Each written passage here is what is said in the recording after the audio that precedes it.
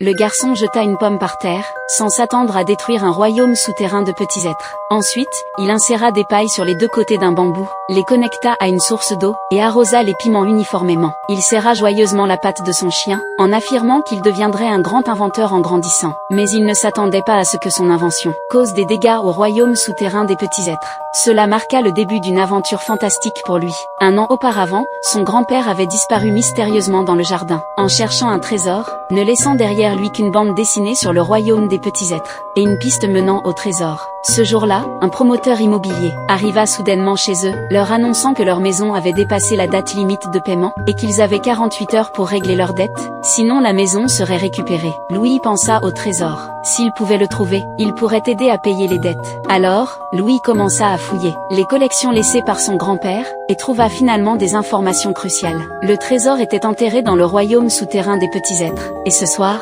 la porte du royaume serait ouverte. Il trouva dans l'entrepôt le télescope laissé par son grand-père. Un groupe de sauvages apparut soudain devant lui, ce qui s'avéra être des amis autrefois aidés par son grand-père. Le chef posa un cercle de téléportation. Suivant les notes, Louis ajusta le télescope, et un rayon de lune illumina le sol. La porte spatio-temporelle s'ouvrit. Louis se transforma en mini-personne, et entra ensuite dans le tunnel du royaume des petits êtres. Le prince de ce royaume arriva, et fit signe à Louis d'utiliser une clé pour ouvrir la porte. Louis réussit à entrer dans le royaume des petits êtres. Ce film s'appelle Arthur et les mini-mois. Suivez-moi pour encore plus de vidéos fascinantes.